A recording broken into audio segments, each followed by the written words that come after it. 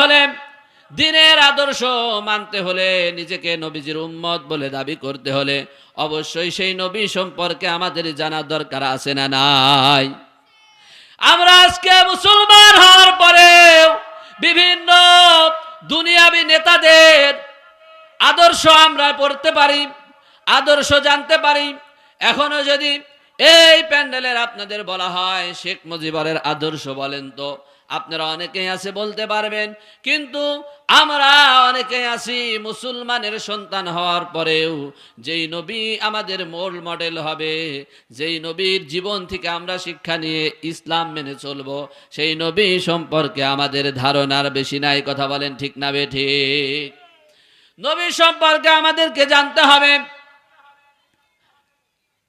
নবীজি সম্পর্কে যদি আমরা বেশি বেশি জানতে পারি তাহলে আমাদের দ্বীন ইসলাম মানা সহজ হয়ে যাবে।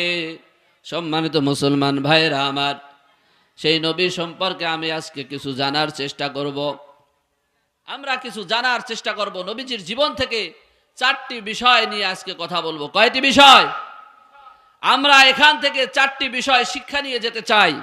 যেই 4টি বিষয় আমরা যদি শিক্ষা গ্রহণ করতে পারি, ইনশাআল্লাহ আমাদের জীবনটাকে পরিবর্তন করার জন্য এই 4টি বিষয় যথেষ্ট হয়ে যাবে ইনশাআল্লাহ। সম্মানিত মুসলমান ভাইরা আমার, আমার আপনার নবী, প্রিয় নবী হযরত মুহাম্মদ মুস্তাফা সাল্লাল্লাহু আলাইহি সাল্লামকে আল্লাহ তাআলা 570 খ্রিস্টাব্দে 12 রবিউল আউয়াল মাসে মক্কা নগরীতে মরুভূমিতে আল্লাহ তাআলা নবীজিকে পাঠাইলেন। নবীজি আসলেন এমন একটা যুগে, এমন একটা সময়, যেই সময় সময়টাকে অন্ধকারের যুগ বলা হয়, আইয়ামে জাহেলিয়াতের যুগ বলা হয়।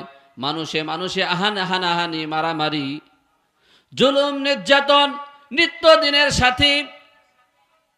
একটা মেলাকে কেন্দ্র করে বংশে বংশে, গোত্রে গোত্রে গ্যাঞ্জাম মারামারি হতো।